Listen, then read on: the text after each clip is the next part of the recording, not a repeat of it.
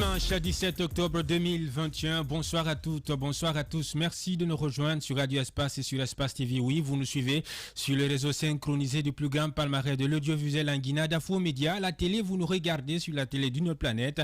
L'international également n'est pas en marge de cette émission puisque vous nous suivez via le site www.radioespaceguinée.info. Merci de nous rejoindre dans cette nouvelle représentation de votre émission hebdomadaire Foot Express, essentiellement consacrée au Sili national de Guinée, à cette campagne cauchemardesque pour les éliminatoires du prochain mondial Qatar 2022 que le Sili nous a offerte après son humiliation face au Maroc sur un score implacable et très sérieux de 4-1. On en parle dans cette émission Foot Express. Dans la foulée, Camille Zayat, ancien capitaine du Sili national, a animé une conférence de presse ce week-end au cours de laquelle il a tenu à dresser un bilan, un véritable réquisitoire de cette équipe du Sili national de Guinée. Il est revenu également sur les piètres prestations des hommes de DJ Six et Camille Zayat a tensé l'ancien capitaine du Sili national Abdul Karim Bangoura, et pourquoi pas, il a également zingué Lapé Bangoura. Pour lui, il n'y a pas de recyclage pour un éventuel retour de Lapé Bangoura à la tête de cette sélection. Avec mes complices en studio, on en parle dans cette émission Foot Express. C'est désormais officiel, le championnat national Ligue 1 Salam va officiellement démarrer le 31 octobre prochain. L'annonce a été faite ce week-end au siège de la Ligue guinéenne de football professionnel par son président Mathurin Bangoura. Est-ce que cette date va-t-elle tenable comme bien on a l'habitude d'assister à des reports de dates au sein de la Ligue guinéenne de football professionnel? C'est la grosse interrogation. Le 1er octobre, c'était la première date qui était annoncée. Malheureusement, elle n'a pas été tenue, faute de moyens financiers, nous apprend-on. Et pour en savoir davantage, nous avons dans ce studio M. Sekouba Kamara. Il est le secrétaire général adjoint par intérim de la Ligue guinéenne de football professionnel. Bonsoir, Monsieur Camara. Bonsoir. Merci d'avoir accepté notre invitation. Merci. Mohamed Sissi avec nous pour le compte rendu de la conférence de Camille Zayat. Mohamed Sissi, bonsoir. Bonsoir Paul et bonsoir à tous les millions de téléspectateurs. Il est avec nous Ibrahima Souri Diaby Véron, consultant maison depuis plus de 10 ans de cette émission. Bonsoir coach. Bonsoir Paul et bonsoir à tous. Qu'est-ce qui te fait sourire? Non, franchement, il y a eu beaucoup de choses qu'on a discuté en off, bien avant d'être dans ce studio. Ouais. Je pense que ça va être l'une des meilleures émissions. Parce que dans ce studio-là même, on est rentré. On ne risque pas diviser, mais chacun a sa position. J'espère que ça ne va pas se boxer dans ce studio. Et on ne se fera pas de cadeaux. Cathy, bonsoir. Bonsoir Paul, vous allez bien? Bien, ça va ça va. Le petit Barça joue ce soir. Oui, on joue ce soir. Bien. On verra le score, je n'ai rien à dire avant le match. J'ose plus. Un Barça égal à lui-même, complètement amorphe. On verra bien si le déclic viendra de ce match de ce soir. Voilà comment nous vous accueillons à bord de ce Boeing immatriculé 99.7. C'est parti pour 2 heures d'envol vers une destination sportive. Encore une fois, bonsoir et bonne arrivée sur Radio Espace et sur Espace TV. Foot Express. Foot Express.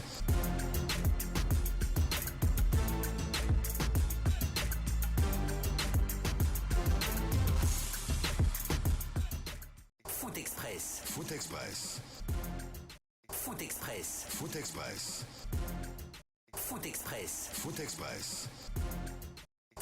Foot Express. Foot Express.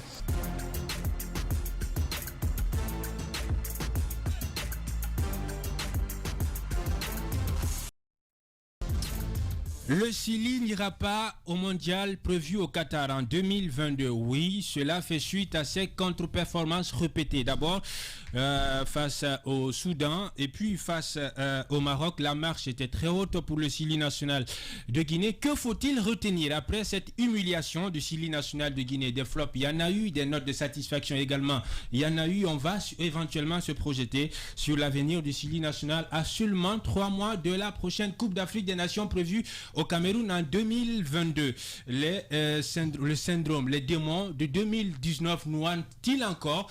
On cherchera à le savoir avec mes complices dans ce studio. On va commencer par Med Cissé. Le Sili n'ira plus au Qatar. Un petit Sili qui se noie dans un verre d'eau. Je pense que pour beaucoup d'observateurs sportifs, je pense que c'était un secret de polichinelle. Donc, si on parvenait à se qualifier, on aurait dû créer de sensations parce que beaucoup étaient optimistes par rapport à l'élimination prématurée et pas prématurée parce que on s'attendait à ce qu'on se noie devant, comment on appelle, devant le Soudan, devant l'autre équipe également. Le Maroc. On n'y est pas parvenu et bon, patatras, on parvient à se faire des sacs de buts face au Maroc. Je pense que c'est un bon résultat. C'est un bon résultat qui pourra nous permettre, nous, je parle en tant qu'observateur sportif, mais également qui pourra permettre à la Fédération guinéenne de football de revoir sa copie. Un mal pour un bien. Un mal pour un bien, évidemment, pour éviter le scénario cauchemardesque, effroyable que nous avions subi du côté de l'Égypte, pour qu'on puisse l'éviter. Coach Véron, le Sili nous a complètement sévré des sensations de victoire auxquelles on était habitué. Maintenant, il faudra être habitué aux déceptions des défaites. Bon, forcément, moi je dirais pas seulement le Sili. Quand on a opté pour le football, le sport en général, il faut savoir à un moment qu'on ne peut pas gagner toutes ces rencontres. Mais ce qui fait mal pour le Sili, peut-être c'est la manière. Et encore, moi je le dis souvent que on a mis ce Sili à un niveau qu'il n'a pas atteint encore. On l'a idéalisé selon vous? Exactement, parce que quand on parle de la Coupe du Monde, même le tirage au sort, ça veut tout dire. Il y a des équipes qui atteignent au niveau du panier, il y a des équipes qui occupent le premier chapeau, il y a des équipes qui sont reléguées à ce niveau. Je pense bien le Sili peut-être méritait d'être derrière le Maroc, mais pas devant le Maroc. Kadiatou, le Sili t'a déçu? Ben forcément, mais ça ne m'étonne pas du tout. Parce que moi, j'avais parlé avant le match contre le Maroc, j'en avais parlé avec Diaby, je lui ai dit non, mais cette fois-ci, peut-être ils peuvent créer la surprise parce que je me dis, arrivé à un certain moment, quand ils voient comment les supporters ils souffrent, ils vont se révolter. Ils vont se révolter, ils vont se mettre à la tâche, mais ce n'était pas le cas. Moi, les gens sont choqués par le 4-1. Moi, je m'attendais à plus de buts, vu comment ils prestaient. Je me disais qu'on méritait de prendre plus de buts. Bah, Dieu merci, on n'a pas pris un camion de déménagement. Monsieur Camara, vous êtes un observateur du football. Aussi déçu par le Sili? Oui, déçu footballistiquement et déçu administrativement. Okay. Je m'avais vous dire que le football ne se prépare pas en un seul jour. Pour qu'il y ait une équipe nationale solide, il faudrait qu'il y ait à la base des compétitions locales très très solides. Vous vous souviendrez qu'à l'époque des Rafia 77, les compétitions se jouaient dans les quartiers, dans les écoles. Les recrutements même, vous verrez même que certains joueurs qui ont joué pour l'équipe nationale, notamment les Amara, ont été recrutés dans le quartier. Il n'y a pas d'émulation à la base. S'il n'y a pas d'émulation à la base, il sera même difficile de constituer des clubs. Parce qu'en principe, les clubs doivent tirer leurs joueurs dans les vestiaires locaux. Donc s'ils n'arrivent pas à le faire, toujours qu'on compte que sur les expatriés, ce n'est pas bien. On ne peut pas aller. Quand il y a l'émulation normale entre les clubs, on peut même sortir des équipes locales ici, des joueurs, des jeunes talentueux, pour les reverser dans l'équipe nationale afin de compétir avec ceux qui se trouvent à l'étranger. Je m'en vais vous dire, quand vous prenez le Cameroun, vous prenez le Nigeria, vous prenez la Côte d'Ivoire aujourd'hui, la rivalité se joue entre les joueurs locaux et ceux de l'étranger. Mais chez nous, c'est très difficile. C'est pour cela qu'il y a lieu, pas pour autant anticiper, de tirer chapeau un peu par rapport à ce que nous faisons aujourd'hui pour le football. Donc, tant qu'il n'y a pas de compétition locale à la base, on ne peut pas compter sur une équipe nationale fiable. D'accord. C'est ça. Donc pour vous, il faut viabiliser ces compétitions. Il faut viabiliser les compétitions. C'est un passage obligé. Passage obligé. Alors, le Sili, c'est complètement une déroutante, cette campagne éliminatoire. Cependant, il y a quand même des notes de satisfaction. Il y a cette jeunesse qui a pris le pouvoir, notamment le jeune Bayo qui a planté 2 buts, ce qui marque un acte de naissance pour un futur géant du Sili. Oui, évidemment, il y a certes l'équipe a déçu, mais pas totalement parce qu'il y en a eu des jeunes qui se sont illustrés, qui ont attiré l'attention sur eux. Je veux parler notamment de Mohamed Bayo dont vous parliez à un moment donné.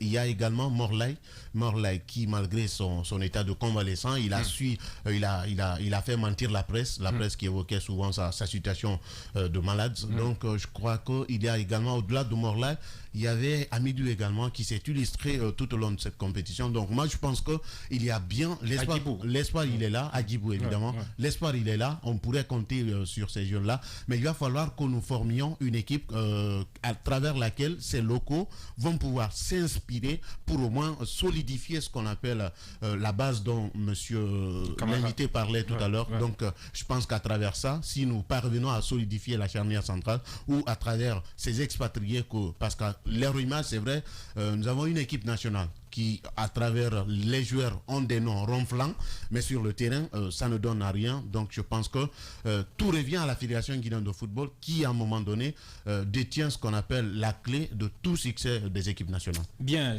en parlant bien sûr de la Fédération guinéenne de football, vous mettez l'eau au moulin. Maître Cissé, après cette élimination du Chili cette humiliation du Chili face au Maroc, dans la foulée, le président Antonio s'est exprimé aussi, s'est prononcé sur cette humiliation.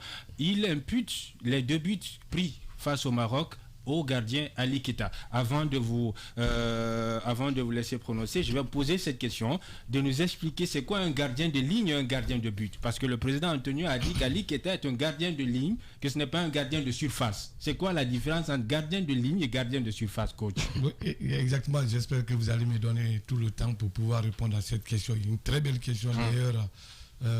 Dont plusieurs observateurs se sont posés la même chose.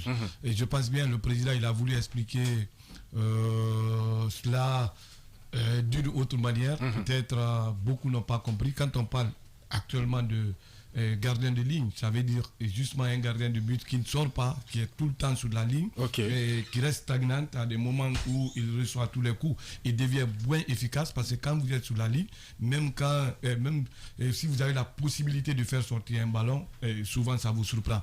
Quand il parle du gardien de surface, c'est ce qui, ça dit au niveau du football moderne, c'est ce qui est recommandé. Si vous jouez avec un gardien de surface, vous jouez à 11. Quand vous jouez avec un gardien de ligne, vous jouez à 10 parce qu'il ne participe pas au jeu. Un gardien de surface, c'est ce gardien qui est capable de jouer avec les 2 pieds, de relancer, capable parfois même de donner des passes décisives à travers ces relances. C'est ce qu'il a voulu expliquer. Et en plus, à chaque fois, vous êtes très proche des attaquants, ils ont des difficultés d'ajuster ces actions. À chaque fois, vous sortez pour pouvoir, parce qu'un gardien déjà, il joue avec la main prioritairement. Et quand il y a des balles aériennes et que vous sortez, vous sautez, vous avez la chance d'être plus haut que tout le monde parce que vous avez le droit de jouer avec la main. À ce niveau, si cela n'est pas fait, le président a voulu expliquer tout ça, mais beaucoup de personnes n'ont pas compris. Pour eux, la surface de réparation est uniquement faite pour le gardien. C'est à ce niveau, il doit se limiter. Alors qu'il y a autre chose dans la surface qu'on doit pouvoir comprendre, qui doit être expliqué. Vous avez, dans la surface, vous avez une autre petite surface qui mesure 5,50 m. Souvent, les gens disent 6 mètres, mais c'est 5,50 m. Les 5,50 m. On arrondit à 6. Voilà, exactement. Les 5,50 m, c'est fait pour le gardien de but, pour des actions de jeu. Ce n'est pas seulement pour la sortie des balles, mais pour avoir un repère quand tu es au niveau de la surface. Souvent, quand un attaquant est en duel hors de ces 5,50 m avec un défenseur, le gardien reste, il ne bouge pas. Et sur l'autre but, sur le deuxième but, c'est ce que Ali Keita a fait, c'est ce qu'il a voulu faire respecter. Au niveau des corners, on pense, quand des balles quittent, soit sur le côté, en tout cas, tous les ballons qui quittent sur les côtés, qui traversent ces 5,50 m, doivent être captés par le gardien, parce que c'est dans sa surface, c'est là où il a sa priorité. Et souvent, vous constatez quelque chose, dès qu'un gardien est touché dans cette petite surface, la réaction de l'arbitre, c'est de donner un carton au fautif et en même temps l'avertir, parce que le gardien reste dans sa plus grande zone de sécurité. C'est son jardin, c'est son petit jardin secret. Alors, monsieur Camara, quelle lecture, quelle appréciation faites-vous de la faible représentativité des joueurs locaux au sein de l'équipe nationale? Vous savez... Vous qui organisez le championnat. Vous savez, aujourd'hui, la Ligue guinéenne de football professionnel n'est pas le recruteur des joueurs de l'équipe nationale.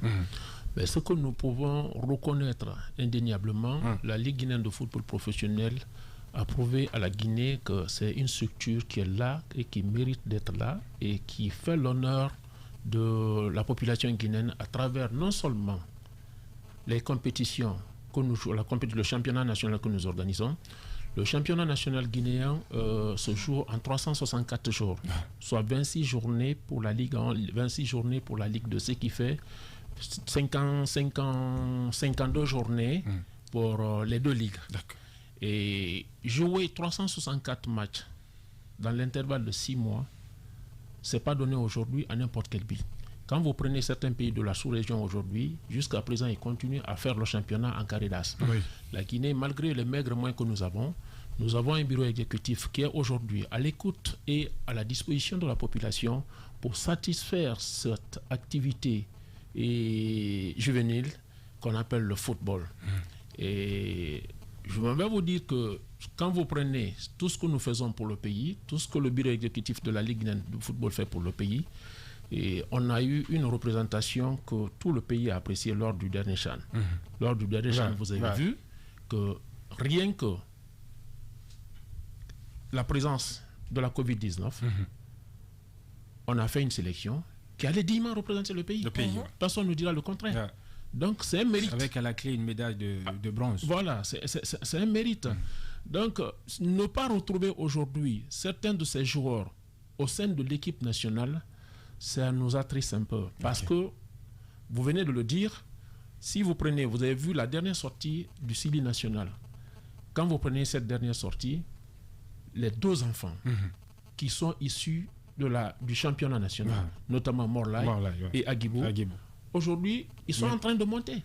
Ils deviennent... Ça oublie Kané. Ça oublie Kané. Est-ce que vous comprenez? Quand vous prenez cette ligne d'attaque, ces 2 enfants-là deviennent aujourd'hui... c'est des promesses pour notre football. Voilà, c'est des promesses pour notre football. Notre football n'a pas quelqu'un aujourd'hui qui peut prendre l'engagement. En ligne d'attaque, personne n'est engagé. Alors, le tandem entre les 2 enfants aujourd'hui arrive à faire bouger l'équipe un peu. Donc, la sélection nationale doit être accompagnée par des joueurs locaux. Donnez-leur la chance d'évoluer au moins 45 minutes, 60 minutes, vous allez voir ce qu'ils peuvent faire. Mais quand vous faites sortir des enfants... surtout s'ils sont à valeur égale. Ils sont à valeur égale. Est-ce que vous comprenez? Mais s'ils ne font pas cela, ça fait un découragement au niveau des produits locaux. Donc il faut qu'il y ait l'émulation entre ces enfants et ceux de l'étranger. Bien. Monsieur Sekouba Kamara, secrétaire général par intérim de la Ligue guinéenne de football professionnel, est notre invité cet après-midi dans cette émission Foot Express. Cathy, en parlant toujours du Sili national, la CAN, c'est au mois de janvier 2022 au Cameroun. Le Sili a déçu dans cette campagne. Qu'est-ce qu'il faut corriger? Vite fait, qu'est-ce qu'il faut corriger? Qu'est-ce qu'il faut corriger?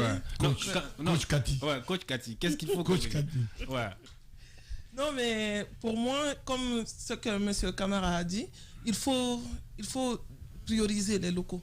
Les locaux, parce que moi, lors du chant, tout le monde était content, il y avait des joueurs, tout le monde était heureux, mais puis je vais revenir sur quelque chose. Je me dis que ça ne se fait pas, ce que le président de la FEGIFOOT a fait. On ne critique pas un seul joueur devant tout le monde. Tu ne peux pas, tu imputes 2 buts au gardien, tu le fais en interne. Mais tu ne peux pas prendre tout le poids de l'équipe et donner à une seule personne. Il a encaissé 2 buts, c'est de sa faute. Ils ont marqué un seul but sur les 4. Donc même s'il n'avait pas encaissé les 2 buts, on est dehors.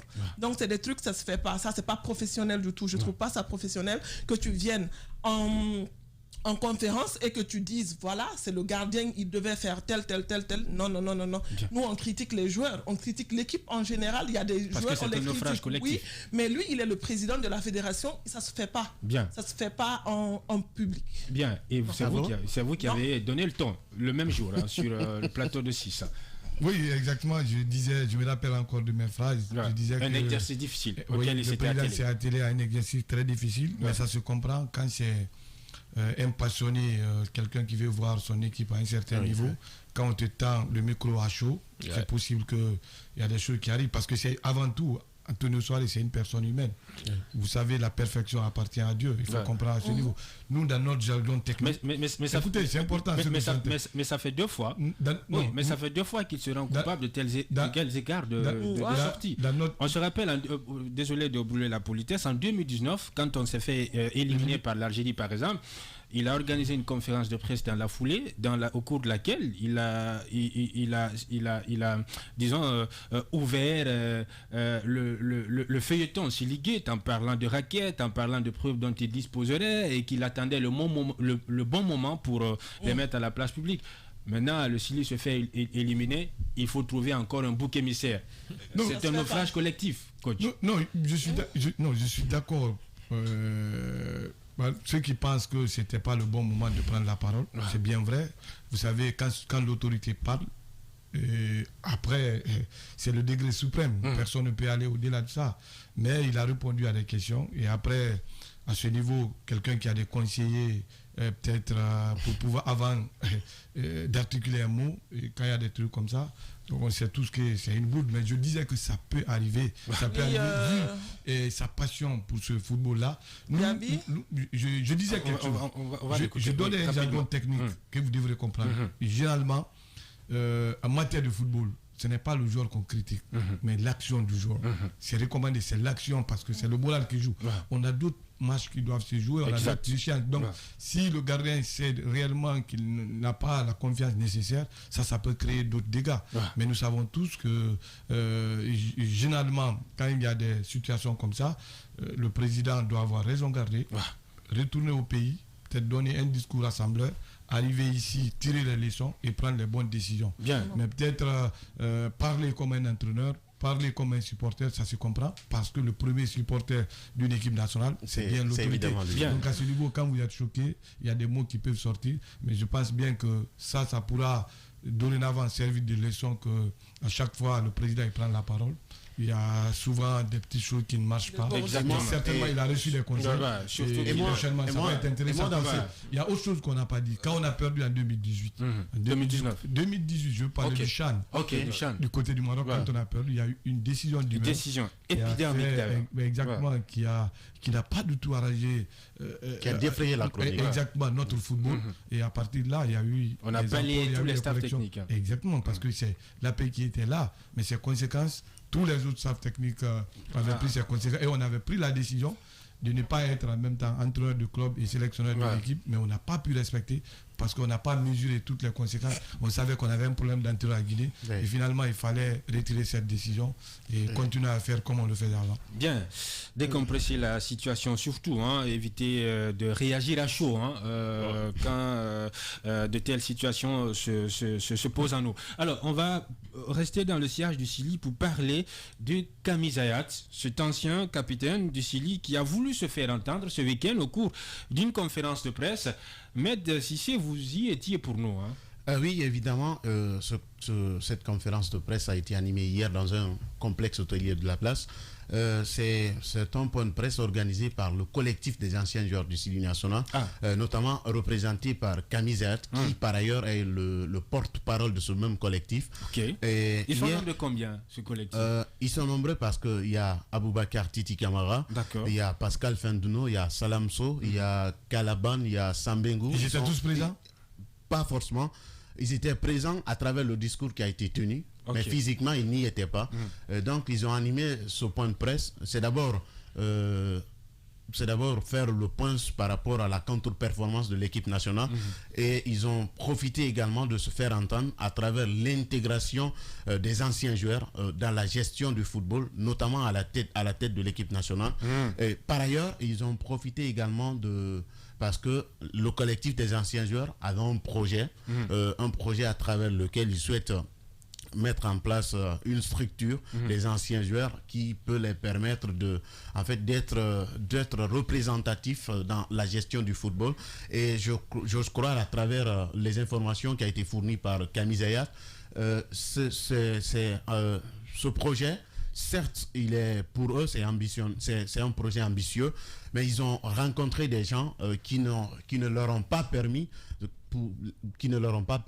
en ce qui concerne la réalisation de ce projet, dont ils se sont prononcés sur une certaine personne qu'on appelle Abdul Karim Bangoura. Voilà un peu ce qui a filtré, pas que lui, mais forcément c'est lui qui a fait l'objet d'une communication qui a quasiment pris le temps hier lors de cette conférence de presse. Bien, pourquoi cette fixation sur les personnes de l'AP Bangoura et d'Abdul Karim Bangoura?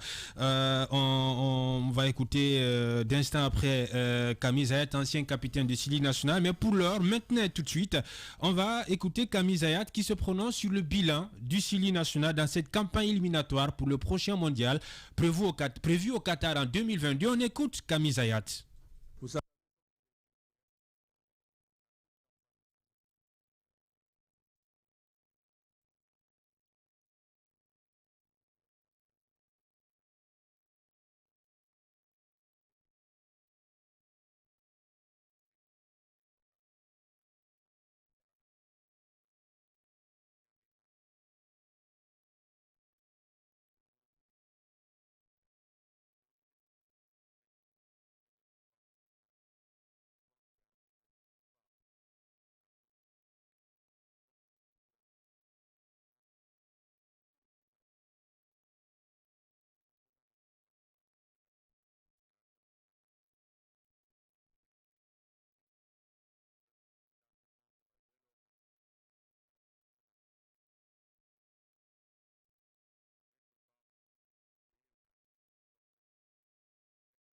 Foot Express. Foot Express.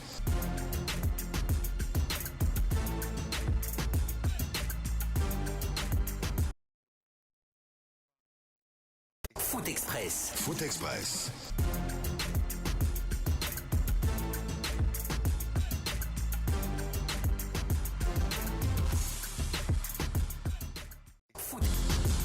C'était pas ambitieux, c'était pas promoteur en prenant un chômeur à qui on offre son premier emploi. Camille Zayat, ça c'est du déjà dit, c'est du déjà entendu, c'est une chansonnette qu'on a toujours ressassée dans nos différentes émissions. Le choix du DJ Six, c'était une autre erreur de casting qu'on a toujours décriée dans cette émission Foot Express.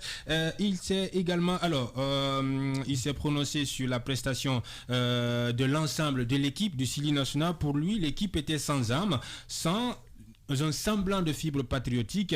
On va aller à la pause. Voilà, Abdul Hadramé signale qu'on est talonné par le temps. On va marquer une première pause. Derrière, toute l'équipe se retrouve pour poursuivre cette belle émission Foot Express. On marque cette première page publicitaire et on se retrouve juste derrière. Foot Express. Foot Express.